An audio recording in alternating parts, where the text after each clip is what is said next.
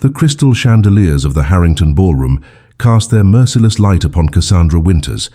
as she stood frozen in the center of the polished marble floor. Every eye in London's most exclusive gathering now turned toward her with a mixture of curiosity and cruel anticipation. The Duke of Harrington, Richard Pembroke himself, had just raised his voice above the gentle strains of the orchestra, and the music had faltered and died at his commanding gesture, leaving only the terrible silence that precedes public execution. His words, delivered with the casual cruelty of a man who had never known consequence, rang through the vaulted ceiling like the crack of a whip. She was nobody, absolutely nobody, a sparrow who had somehow fluttered into an eagle's nest, presuming to stand among her betters when she possessed neither title nor fortune, nor even the basic breeding that would justify her presence in such distinguished company. The ladies whispered behind their fans, their eyes glittering with the satisfaction of witnessing someone else's humiliation, while the gentlemen looked on with that particular brand of indifference that the privileged reserve for those they consider beneath notice. Cassandra felt the heat rise to her cheeks, not from shame at who she was, but from the injustice of being reduced to nothing in a room full of people who measured worth solely in titles and bank accounts, never in the content of one's character or the kindness of one's heart. What none of them knew, what the Duke himself could never have imagined as he stood there in his finest evening clothes, dripping with the arrogance of inherited privilege, was that every single thing surrounding him at that very moment existed only through the quiet generosity of another man. The chandeliers that caught the light of 100 candles, purchased just 3 months prior when the old ones had been sold to pay debts. The very floor beneath their feet, restored from near ruin by craftsmen, whose bills had been paid by anonymous funds. The orchestra, the refreshments, the servants in their crisp livery, the horses in the ducal stables, the rope that held together the fraying edges of the Pembroke fortune, all of it, every last detail of the Duke's carefully maintained illusion of wealth and power, had been quietly, methodically and secretly financed by Julian Ashworth, Viscount Silvermere, who stood now in the shadows near the terrace doors, watching the scene unfold with eyes that had gone dangerously cold.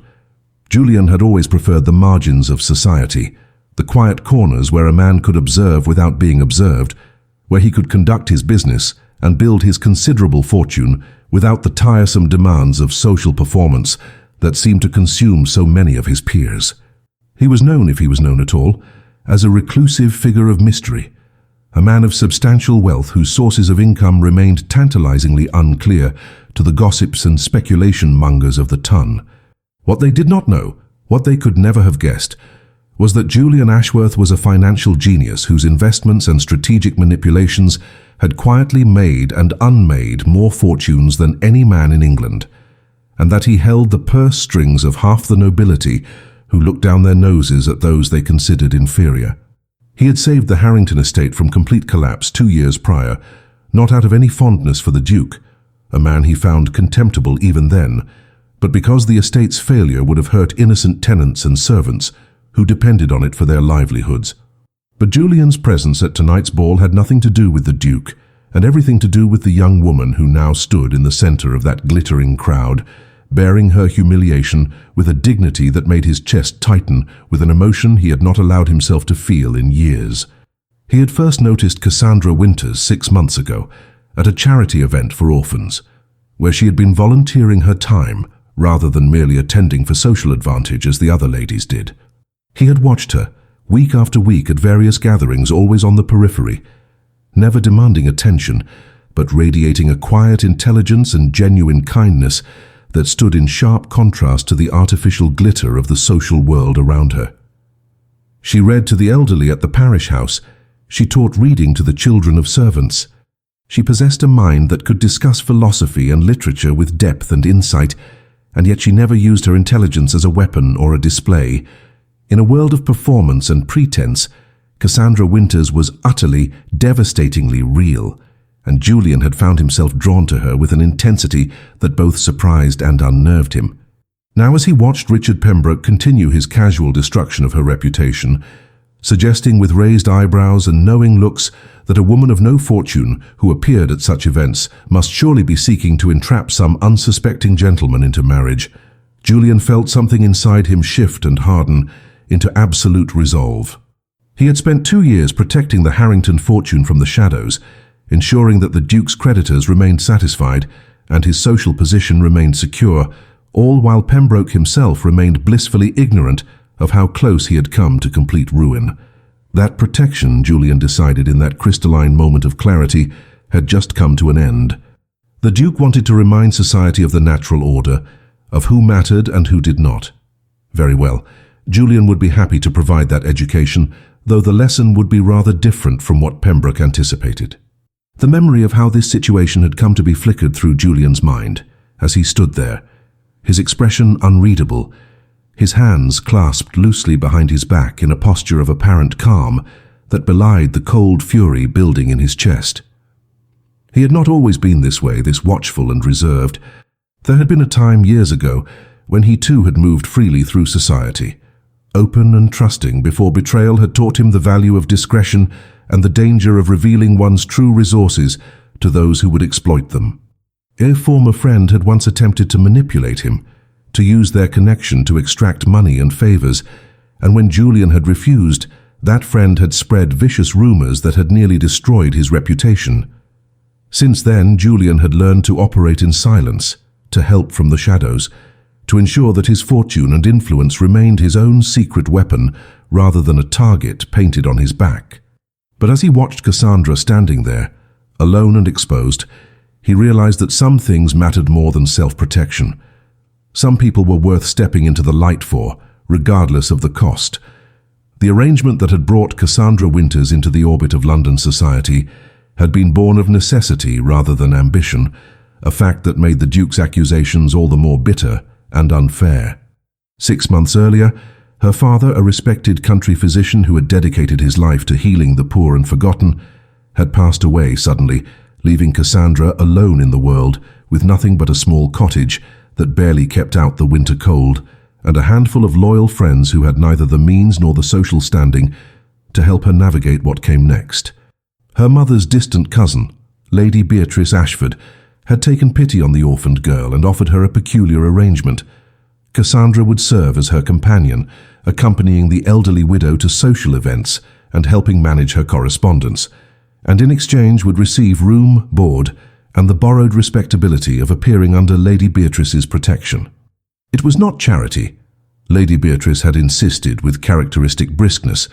but a practical arrangement that benefited them both, for the widow found the social season exhausting and appreciated having an intelligent young woman to lean upon during the endless rounds of balls and dinners that her position demanded she attend. Cassandra had accepted with gratitude, knowing that the alternative was far grimmer. Becoming a governess in some remote household, or worse, accepting one of the insulting proposals that had immediately emerged from men who saw a penniless young woman as easy prey for their baser intentions. She had no illusions about her position in this glittering world. She understood perfectly well that she was there on sufferance, a guest who could never truly belong, and she had done her best to remain invisible, to fade into the background and cause no disruption to the careful social hierarchies that governed every interaction. She asked for nothing, expected nothing, and certainly had never set her cap at any gentleman, regardless of what the cruel whispers might suggest. Her only crime, if it could be called such, was that she had been born without the arbitrary advantages of title and fortune, and that she possessed a face that, while not fashionable by society's exacting standards, was pleasant enough to attract occasional notice from gentlemen who seemed disappointed when they learned she came without the expected dowry. Lady Beatrice herself had been outraged by the Duke's public attack, her aged face flushing with indignation, even as she sat in her chair near the refreshment tables, too far away to intervene before the damage was done. The elderly widow had championed Cassandra from the beginning, had spoken openly of the girl's fine character and quick mind, but Lady Beatrice's influence, while respected, was not sufficient to shield her companion from the active malice of someone as powerful as the Duke of Harrington. The old woman's hands trembled on her cane as she watched Cassandra stand there in the center of that hostile crowd, bearing the weight of judgment from people who knew nothing of her true worth, who measured value only in the most superficial of currencies. For Cassandra, the humiliation cut deep not because she was ashamed of her origins, but because the accusation was so fundamentally unjust. She had never pursued anyone, had never schemed or manipulated, had never used feminine wiles to extract promises or gifts from unsuspecting gentlemen. She had simply existed in the spaces where Lady Beatrice's companionship required her to be, had spoken when spoken to, had danced when properly asked, and had otherwise tried to make herself as unobtrusive as possible. That the Duke would choose to publicly destroy her reputation for sport, to amuse himself and his equally cruel friends by reducing her to an object of ridicule, revealed everything about his character and nothing about hers. She had known that society could be unkind to those without power, but she had not anticipated this level of casual cruelty, this willingness to wound someone purely because it cost nothing to do so. What Cassandra did not know, could not have known as she stood there fighting back tears that she refused to let fall in front of these people, was that her suffering had just signed the Duke's death warrant in all the ways that truly mattered to a man like Richard Pembroke. Julian Ashworth had seen enough, had heard enough, and the careful calculations that governed his every business decision were now being applied to a very different sort of problem. The Duke believed himself untouchable, protected by his title and his apparent wealth. But Julian knew the truth. Pembroke was a house of cards built on borrowed money and borrowed time, and Julian held every single card in his hand. The only question now was not whether the Duke would fall, but how publicly and how devastatingly Julian would choose to arrange that fall, and whether Cassandra Winters would be standing beside him when it happened. The days following the humiliation at the Harrington ball passed in a blur of whispered conversations and carefully averted eyes, as London society digested the scandal and reached its predictable conclusions about Cassandra's place in their carefully ordered world. Invitations that had previously arrived for Lady Beatrice now came with pointed clarifications that they were intended for the widow alone, not for her companion, and the elderly woman fumed with impotent rage at each new slight, while Cassandra quietly reassured her that it did not matter, that she had never expected to be truly accepted anyway. The truth was far more complicated, for each rejection stung like a fresh wound, not because Cassandra craved social acceptance for its own sake, but because the unfairness of it all threatened to crush the spirit she had worked so hard to maintain in the face of loss and disappointment. She had lost her father, her home, her independence, and now even the modest dignity of being allowed to exist quietly on the margins was being stripped away by people who had never bothered to know her at all. Lady Beatrice, bless her fierce old heart, refused to accept defeat and continued to bring Cassandra to every event she attended, wielding her cane like a weapon and daring anyone to comment on her companion's presence. The elderly widow had taken to loudly praising Cassandra's virtues whenever the Duke or his sycophants were within earshot, describing her companion's charitable works, her educated mind, and her gentle character with a pointed emphasis that made her opinion of Pembroke's behavior abundantly clear. But while Lady Beatrice's loyalty was touching, it was also insufficient to repair the damage that had been done, for the Duke's word carried far more weight than that of an elderly widow whose influence had waned with her youth. Society had made its judgment, and Cassandra found herself increasingly isolated, relegated to corners and shadows, where she could be safely ignored by those who feared contamination by association with someone so publicly marked as inferior. What none of them noticed, in their careful avoidance and their satisfied gossip, was that Julian Ashworth had begun to appear at events he had previously shunned, his tall figure materializing with increasing frequency in ballrooms and drawing rooms where Cassandra happened to be present. He never approached her directly, never gave the gossips ammunition to suggest any improper interest,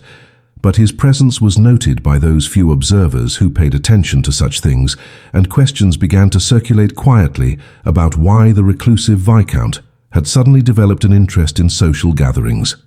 Julian himself would have been hard-pressed to explain his behavior in rational terms, for it went against every instinct of self-preservation and privacy that had governed his adult life.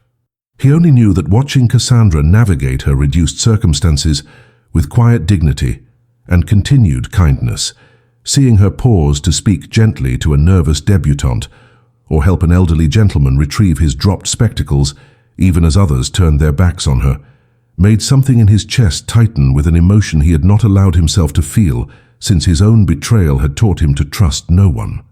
He began to notice other things too, details that would have escaped the attention of those who saw her only as a piece on the social chessboard. The way Cassandra's eyes would light with genuine interest when conversation turned to books or ideas rather than gossip and fashion. The careful economy with which she managed her limited wardrobe, appearing always neat and appropriate, but never in anything new, never demanding or expecting the expensive trappings that other women considered their due. The way she deflected compliments with self-deprecating humor while offering sincere praise to others, as if she had internalized society's judgment that she was worth less than those around her. It infuriated him, this waste of a remarkable person, this casual dismissal of someone whose character outshone the collective virtue of everyone who scorned her. Julian had also begun his own quiet investigation into the Duke's affairs, reviewing the careful records he had kept of every loan, every investment, every financial thread that held the Pembroke fortune together. The picture that emerged was even worse than he had remembered. Harrington was not merely in debt, but catastrophically overextended, having used Julian's anonymous support as a foundation to borrow even more heavily from other sources, building a mountain of obligations on top of what he believed was solid ground. The Duke had grown reckless with success, assuming that his financial troubles were permanently resolved rather than temporarily managed, and he had spent lavishly to maintain the appearance of ducal magnificence that his actual resources could never support. It would take very little, Julian calculated with cold precision, to remove the foundation and watch the entire structure collapse, and with each new report of Cassandra being snubbed or insulted, his resolve to do exactly that grew stronger. The turning point came on a cold November evening at the Westmoreland Musicale, an intimate gathering of perhaps 50 guests assembled in an elegant townhouse to hear a celebrated Italian soprano perform arias from the latest operatic productions. Cassandra had not wanted to attend, had quietly suggested to Lady Beatrice that perhaps it would be better if she remained at home with a headache. But the elderly woman had insisted with such fierce determination that refusal would have caused more pain than compliance. So Cassandra found herself seated in the back row, as far from notice as possible, her hands folded in her lap as she prepared to endure another evening of being invisible. The music was beautiful, achingly so, and she lost herself in the soaring melodies and passionate Italian verses, allowing herself a few moments of escape from the suffocating reality of her social exile. It was during the interval, as guests rose to seek refreshment and conversation, that disaster struck with the casual cruelty that had become so familiar. The Duke of Harrington had apparently decided that his previous humiliation of Cassandra had been insufficient, or perhaps he simply enjoyed the sport of tormenting someone who could not fight back, for he chose that moment to hold court near the refreshment table, speaking in a voice carefully calibrated to carry without seeming to shout. He was describing, with elaborate theatrical gestures and knowing smiles, the various ways that penniless young women attempted to trap unwary gentlemen into matrimony, painting a picture of calculated manipulation and false virtue that left no doubt as to whom he was referencing. The other guests laughed at his wit, encouraged his performance, and several turned to look directly at Cassandra, with expressions ranging from pity to contempt, making certain she understood that she was the evening's entertainment. Lady Beatrice began to rise from her chair, prepared to defend her companion regardless of social consequence.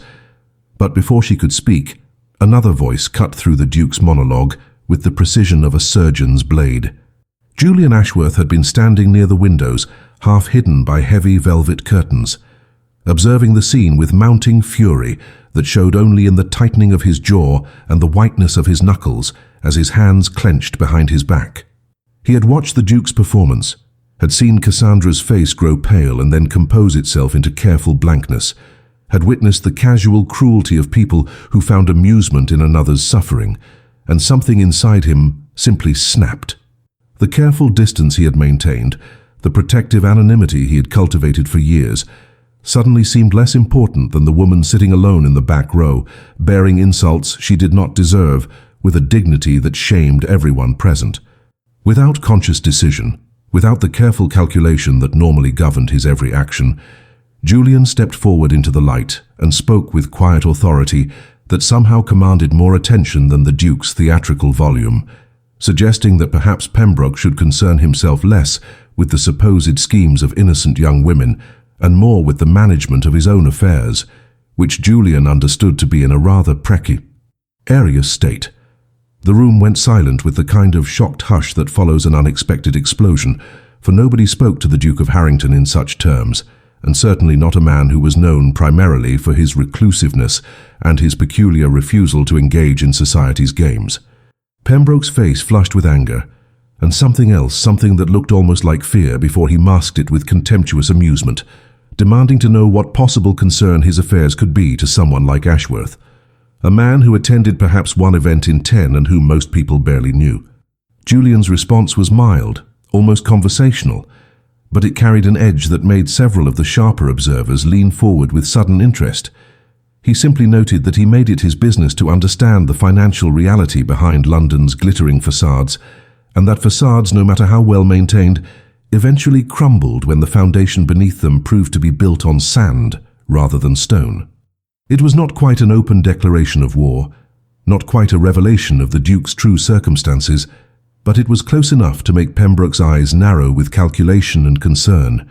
close enough to plant seeds of doubt in the minds of guests who suddenly wondered what the quiet Viscount might know that they did not. But more importantly, more devastatingly for Cassandra's carefully maintained composure, Julian had then turned to look directly at her for the first time since entering the room, and the expression in his eyes as they met hers was so fierce and protective and utterly unexpected that she felt something crack in the careful armor she had built around her heart. He had defended her, this strange and solitary man whom she barely knew, had stepped into the light and made himself a target simply to shield her from further cruelty, and the weight of that gift was almost more than she could bear. The encounter at the musicale changed everything, though the transformation was subtle enough that most observers missed its significance entirely. In the days that followed, Julian found himself unable to maintain the careful distance that wisdom and self-preservation demanded, and he began to seek out Cassandra's company with a deliberateness that would have shocked him had he allowed himself to examine his own motivations too closely. It began with small gestures, appearing at Lady Beatrice's side during a garden party to discuss a book he knew Cassandra had mentioned enjoying, arranging to be seated near them at a dinner where he quietly redirected conversation away from gossip and toward topics he knew would allow her intelligence to shine. He told himself he was simply correcting an injustice, leveling a playing field that had been unfairly tilted against someone who deserved better. But the truth whispered insistently in the back of his mind during sleepless nights was far more complicated and far more dangerous. Cassandra, for her part, was utterly bewildered by the Viscount's sudden attention and deeply afraid of what it might mean. She had learned to trust no one in this glittering world where kindness so often concealed calculation, and she could not understand what someone like Julian Ashworth, a man of substantial wealth and impeccable lineage, could possibly want with someone like her. She waited for the other shoe to drop, for the moment when he would reveal that his interest came with conditions or expectations that would compromise what little dignity she had left. But that moment never came. Instead, he simply appeared at events she attended, spoke to her with genuine interest about subjects that mattered to her, and treated her with a respect that stood in stark contrast to the contempt or pity she had come to expect from others. It was terrifying, this unexpected kindness, because it made her hope for things she had taught herself were impossible, and hope was the cruelest gift of all for someone in her position. The walls between them began to crumble on a mild afternoon in late November, when Julian encountered Cassandra, quite by accident in the British Museum, where she had gone to escape the suffocating atmosphere of Lady Beatrice's drawing room and lose herself among ancient artifacts that cared nothing for social hierarchies. He found her standing before a collection of Greek sculptures, so absorbed in contemplation that she did not notice his approach until he spoke, commenting quietly on the craftsmanship of a particular piece. They fell into conversation with an ease that surprised them both, discussing art and history and philosophy, with the kind of intellectual engagement that neither had experienced in far too long, and the hours slipped away unnoticed as they wandered through marble halls filled with the remnants of civilizations that had risen and fallen while human nature remained stubbornly unchanged. It was during this stolen afternoon, as they stood together before a statue of a forgotten goddess, whose name had been lost to time but whose beauty remained eternal, that Julian found himself speaking of things he had never shared with another living soul.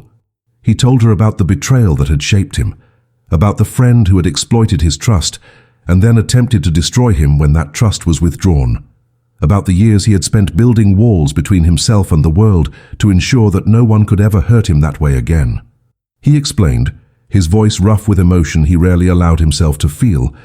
that he had chosen isolation as protection, had cultivated his reputation for reclusiveness deliberately to keep people at a distance where they could neither use him nor wound him.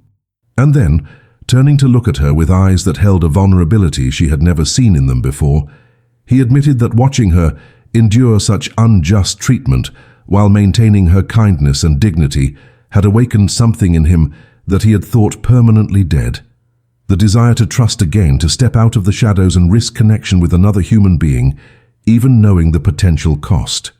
Cassandra listened to his confession with tears streaming silently down her cheeks, understanding for the first time the true courage it took for someone like Julian to defend her publicly, to associate himself with someone society had marked as lesser, to risk the carefully constructed privacy he had built as armor against a cruel world. She told him then, her voice barely above a whisper in the quiet museum gallery, about her own losses and fears, about the loneliness of being perpetually on the outside looking in, about the exhausting effort of maintaining hope and kindness when the world seemed determined to punish both. She confessed that his unexpected friendship had become a lifeline she was afraid to trust, that she lived in constant fear of the moment when he would realize she was not worth the risk and withdraw his support, leaving her more alone than she had been before he appeared. And Julian, moving closer, until only propriety and the presence of distant museum guards prevented him from taking her hand, swore to her with fierce intensity that he would not abandon her, that she had become far too important to him for reasons he was only beginning to understand, and that anyone who sought to hurt her would discover exactly how formidable an enemy the reclusive Viscount could be when he finally chose to engage. The Duke of Harrington, meanwhile, had not failed to notice Julian's increasingly visible association with Cassandra Winters, and what he observed filled him with a toxic mixture of amusement and contempt that demanded expression. Pembroke had built his entire identity on the careful maintenance of social hierarchies, on ensuring that everyone knew their place and remained firmly within it, and the sight of a Viscount of excellent family lowering himself to defend a nobody struck him as both pathetic and vaguely threatening in ways he could not quite articulate. He began to speak of it at his club, wondering aloud with theatrical concern whether poor Ashworth had finally lost his wits in his self-imposed isolation, whether the man's famous reclusiveness had perhaps damaged his judgment to the point where he could no longer distinguish between suitable and unsuitable connections. The other gentlemen laughed dutifully at the Duke's wit, though a few of the sharper ones noticed that Pembroke's amusement seemed forced, almost desperate, as if he were trying to convince himself as much as his audience that Ashworth's interest in the girl meant nothing of consequence. But consequences were precisely what Julian had been methodically arranging in the privacy of his study, where ledgers and documents spread across his desk painted a devastating picture of the Duke's true financial position. He had called in his most trusted solicitor and his financial agent, men who had served him for years and who understood both the letter and spirit of his instructions, and together they had crafted a plan of elegant simplicity and absolute ruthlessness. Every loan that Julian had extended to the Harrington estate, every quiet infusion of capital that had kept the Duke's creditors at bay, had been carefully documented and structured with specific terms that Pembroke, in his arrogance and financial illiteracy, had never bothered to read carefully. Those terms included provisions that allowed Julian to call in the debts immediately upon any material change in circumstances, a deliberately vague phrase that could be interpreted to mean almost anything, and Julian fully intended to interpret it very broadly indeed. The weapon was forged and ready, but Julian hesitated over the timing of its deployment, for he understood that what he was planning would not merely embarrass the Duke, but utterly destroy him financially and socially, reducing a man of supposed power to abject ruin in a single devastating blow. It was not the destruction itself that gave Julian pause, for Pembroke richly deserved whatever consequences came his way, but rather the question of whether Cassandra would be caught in the resulting explosion, whether the scandal would touch her by association and make her situation even worse than it already was. He wrestled with this dilemma through long nights of careful thought, weighing justice against prudence, vengeance against protection, until the Duke himself forced the issue by escalating his campaign against Cassandra to a level that could not be tolerated or ignored. The provocation came at the Fairfax Ball. The last major social event before the Christmas season would scatter London society to their country estates, and Pembroke arrived with what he clearly believed was a masterstroke of social warfare. He had brought with him a young woman of impeccable family and substantial dowry, a pretty blonde creature whom he introduced to everyone as his particular friend and whom he positioned strategically near Julian throughout the evening, making it abundantly clear that he was offering the Viscount a suitable alternative to his embarrassing association with Miss Winters. The insult was deliberate and unmistakable. Pembroke was suggesting that Julian's interest in Cassandra was merely the result of limited options, that once presented with someone appropriate to his station, he would naturally abandon the penniless companion for greener pastures. The Duke even went so far as to approach Julian directly, speaking loudly enough for nearby guests to overhear, expressing his relief that Ashworth would finally have the opportunity to associate with someone of proper breeding and fortune, someone who would not embarrass him or damage his reputation by her very presence. Julian's response was a smile of such cold fury that several observers later reported feeling a chill, despite the warmth of the crowded ballroom, and his words, delivered with perfect courtesy and absolute finality, made the Duke's face drain of colour, even as Pembroke tried to maintain his expression of amused superiority. The Viscount thanked the Duke for his concern, but assured him that his own judgment regarding suitable companionship required no assistance or correction, particularly not from someone whose understanding of value appeared to be limited to the most superficial of measures. And then, as the room fell into one of those sudden silences that seemed to spread like ripples across water, Julian did something that shocked every person present and set in motion the series of events that would culminate in the Duke's complete and utter humiliation. He crossed the ballroom with purposeful strides, bowed formally before Cassandra Winters, and requested the honor of the next dance, his voice carrying clearly in the stunned quiet, and his eyes never leaving hers as he waited for her trembling acceptance. The waltz that followed was the longest 3 minutes of Cassandra's life, for every eye in the ballroom was fixed upon them with an intensity that made her skin prickle with awareness, even as Julian's steady presence and the firm guidance of his hand at her waist anchored her against the rising tide of panic. She could hear the whispers starting even over the music, could see the shocked faces and raised eyebrows of matrons who were already composing the letters they would write tomorrow to friends who had missed this extraordinary spectacle. And she knew with absolute certainty that Julian was sacrificing something precious and irretrievable by making such a public declaration of his regard for someone society had marked as unworthy. She tried to tell him as much, her voice barely audible as they moved through the steps of the dance, tried to warn him that associating himself so openly with her would damage his own standing and give his enemies ammunition to use against him, but he simply tightened his grip slightly and told her in a voice rough with emotion that she was worth any cost, any consequence, and that he was tired of allowing fear and caution to prevent him from laming what he wanted most in this world. The Duke of Harrington watched this display with mounting rage that he could barely contain beneath his mask of aristocratic disdain, for he understood that he was being directly challenged in the most public way possible, that Ashworth was essentially declaring that the nobody he had so thoroughly humiliated possessed more value in the Viscount's estimation than all of Pembroke's title and position combined. It was an insult that demanded response, a gauntlet thrown down that could not be ignored without appearing weak, and the Duke's mind raced through possibilities as he calculated how best to reassert his dominance and put both Ashworth and the presumptuous girl firmly back in their proper places. He decided, with the reckless confidence of a man who had never truly faced consequences for his actions, that the time had come for a more direct attack, one that would expose the girl's true nature and demonstrate to everyone present exactly why such people could never be accepted among their betters. As the waltz ended, and Julian escorted Cassandra back to Lady Beatrice's side, the Duke moved to intercept them, positioning himself where they could not avoid an encounter without obvious rudeness. He began to speak, his voice pitched to carry to the gathered crowd that had somehow materialized around them, as if drawn by the scent of impending scandal, and his words were designed to wound with surgical precision. He spoke of propriety and appropriate behavior, of the natural order that governed civilized society, and then, with a smile that never reached his cold eyes, he suggested that perhaps Miss Winters might enlighten them all as to her true intentions regarding the Viscount, whether she had set her cap at yet another gentleman of means, whether she believed her feminine wiles sufficient to overcome the vast gulf of station and suitability that Seppi rated them.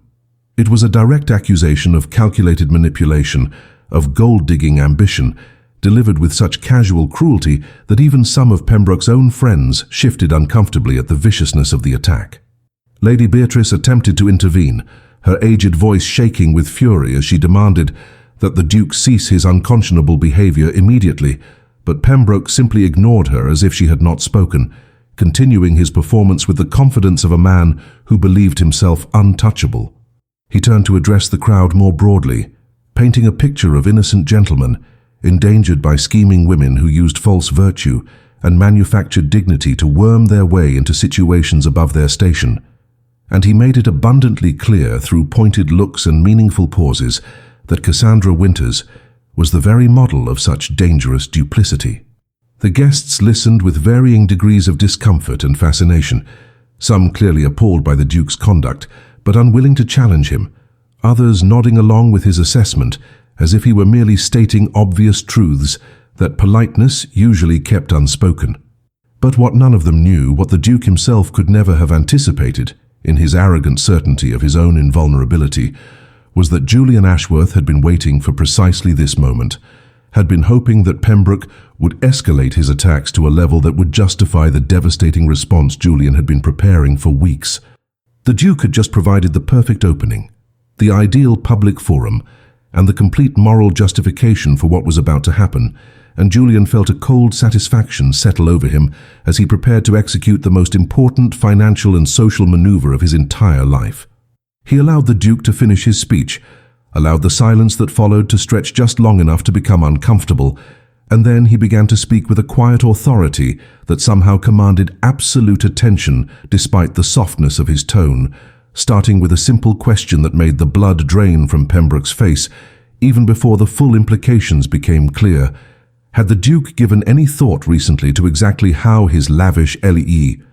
cipher-style and expensive entertainments were being funded?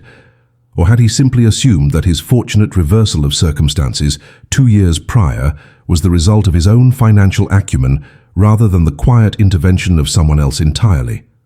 The question hung in the air like a sword suspended by a thread, and the Duke's expression shifted from confident contempt to something far more uncertain as he attempted to pass Julian's meaning and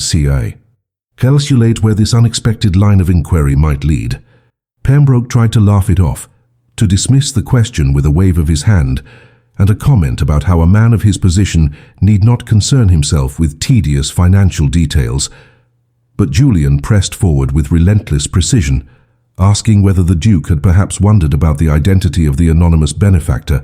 who had purchased his outstanding debts 2 years ago, who had quietly settled accounts with creditors who were on the verge of seizing Harrington properties, who had arranged for favorable terms on loans that no rational banker would have extended to someone in Pembroke's precarious position. The crowd was listening with rapt attention now, sensing blood in the water, and several of the sharper financial minds present were beginning to put pieces together in ways that made their eyes widen with dawning comprehension and shock. Julian continued his measured exposition with the calm detachment of a professor delivering a lecture, explaining to the assembled guests that he had made it his business over the years to study the financial underpinnings of London society,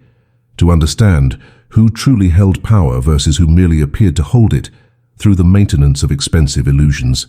He noted almost conversationally that it was remarkable how many of the town's most prominent families were actually surviving on borrowed money and borrowed time,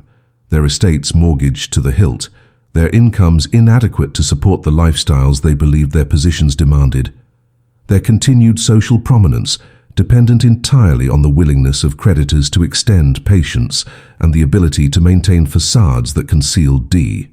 desperate realities.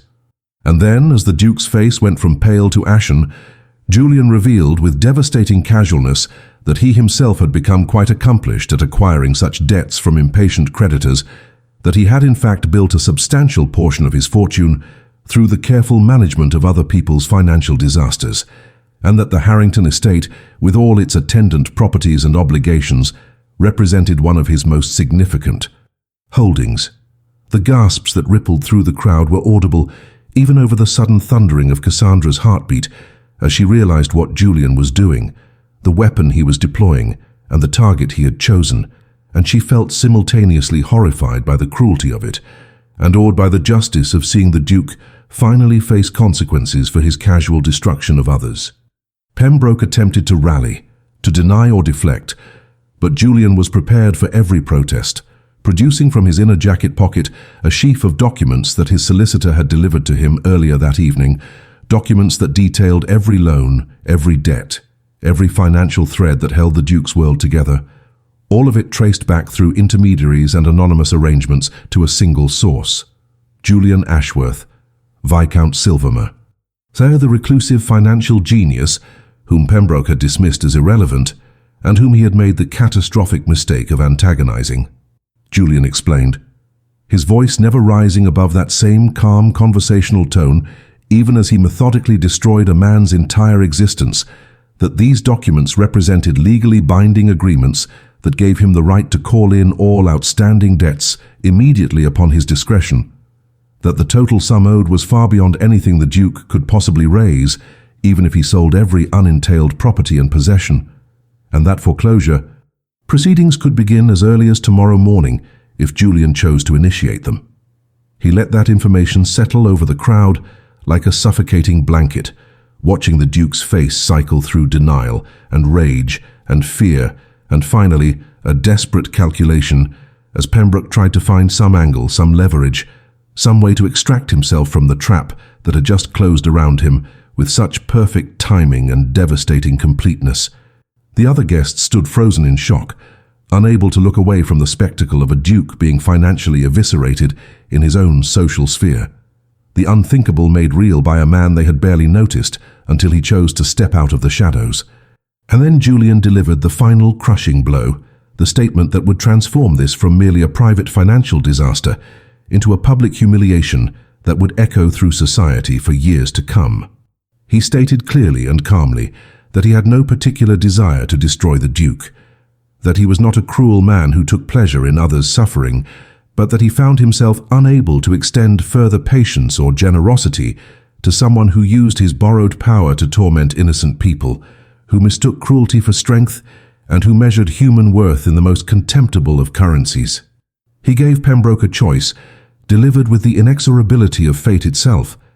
The Duke could publicly apologize to Miss Cassandra Winters for his unconscionable treatment of her, could acknowledge before all these witnesses that he had been wrong to judge her as he had, and that she possessed more genuine worth than he had ever recognized, or Julian would proceed immediately with foreclosure, and the Duke would find himself explaining to his creditor, Charis and his peers, exactly how he had lost everything through his own arrogance and financial incompetence. The silence that followed Julian's ultimatum was so complete that the ticking of the ornate clock on the mantelpiece seemed to echo like thunder through the frozen ballroom, and every eye shifted from the Viscount to the Duke, waiting to see how Pembroke would respond to this impossible choice between his pride and his survival.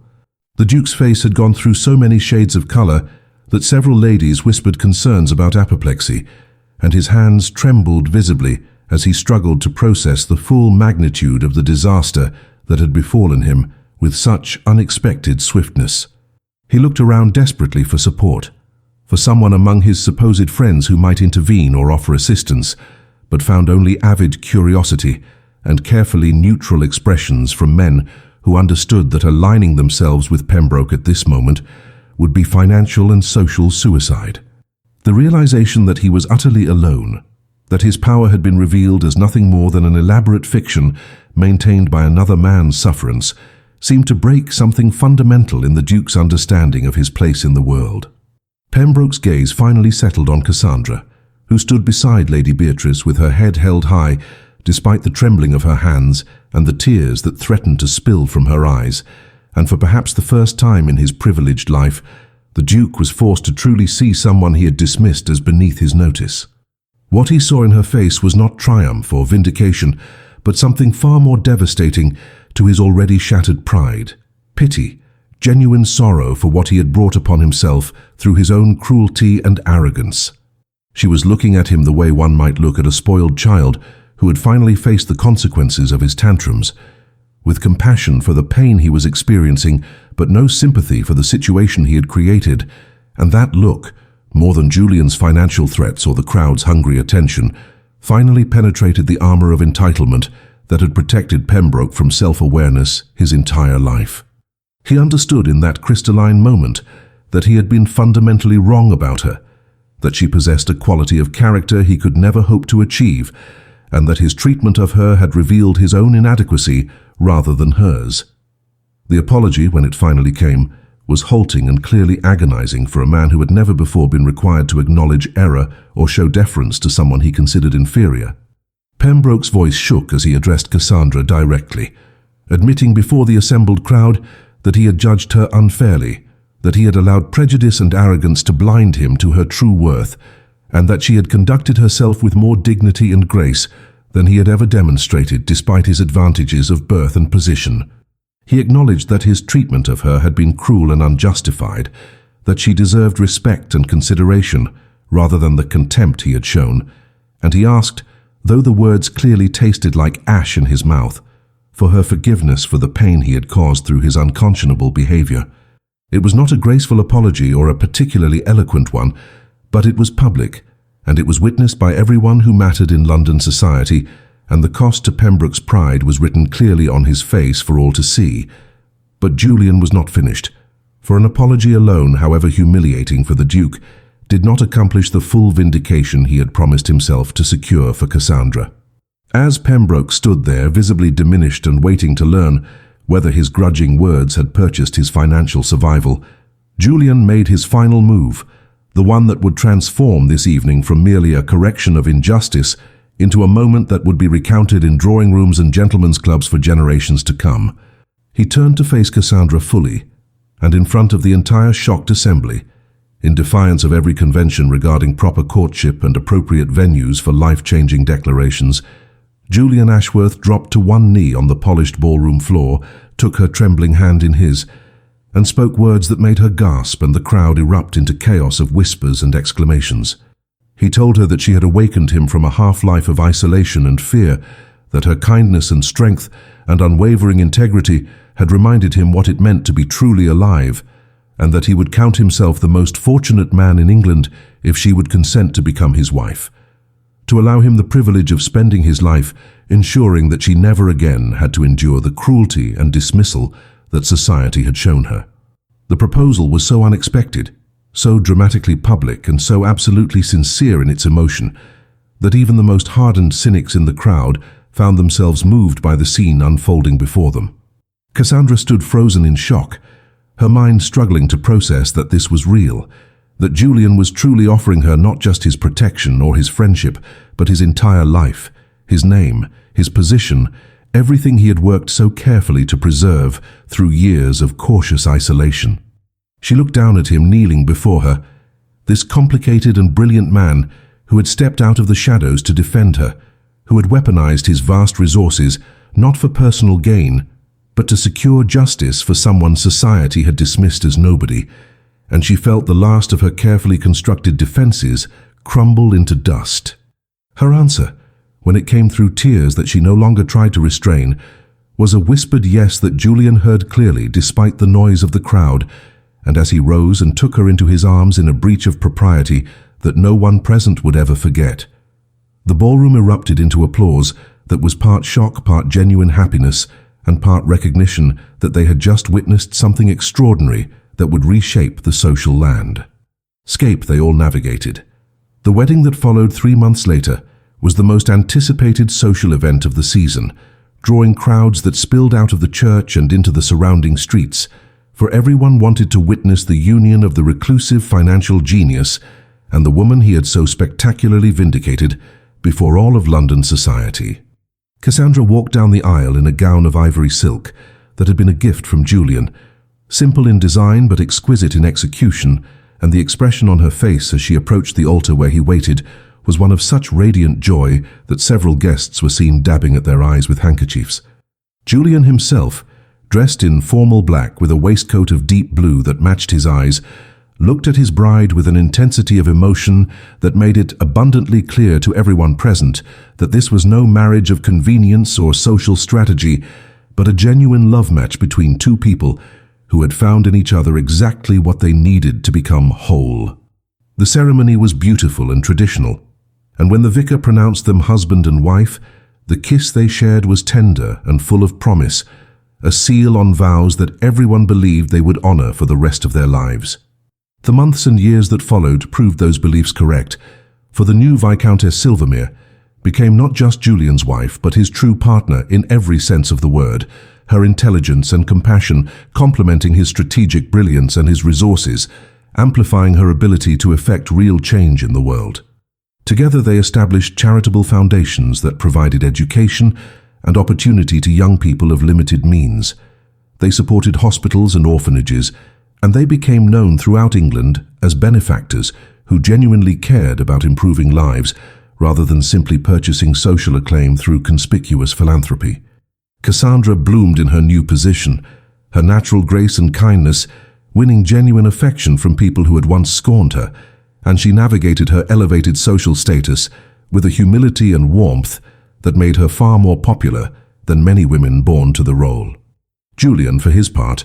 emerged from his self-imposed isolation to become a more active participant in society, though he remained selective about his engagements and continued to prefer intimate gatherings to massive balls, and those who knew them both agreed that marriage had softened some of his harder edges, while strengthening Cassandra's confidence in her own considerable worth. The Duke of Harrington, meanwhile, had survived his public humiliation, but emerged from it fundamentally changed, his arrogance tempered by the bitter lesson that power built on borrowed resources and maintained through cruelty was no power at all. Julian had ultimately chosen not to destroy him completely,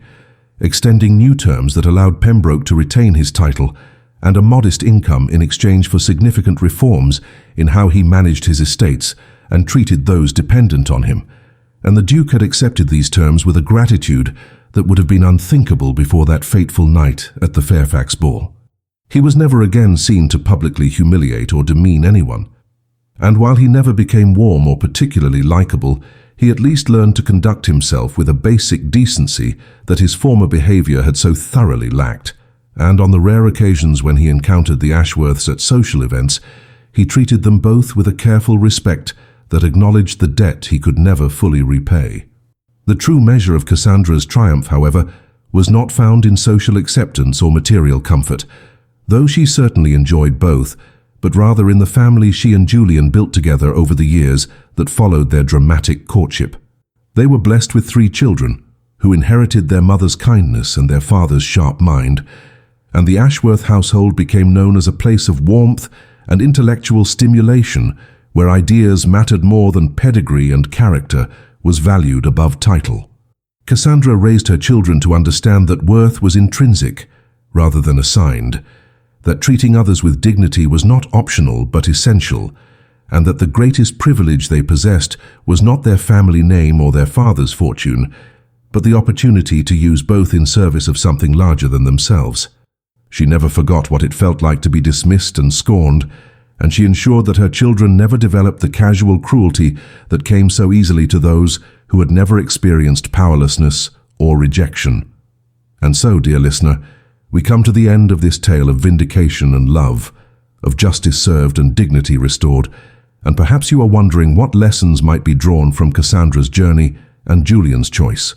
The truth is this: your worth is not determined by those who fail to see it. Your value is not diminished by those who choose to ignore it,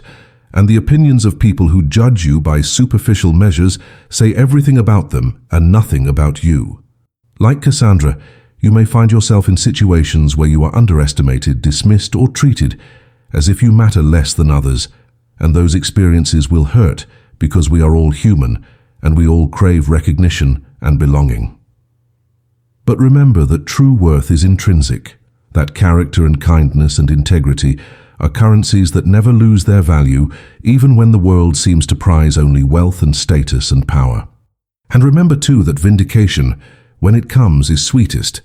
not when it takes the form of revenge, but when it manifests as the simple, undeniable validation of being chosen and cherished by someone who truly sees you, someone who recognizes your worth when others are blind to it,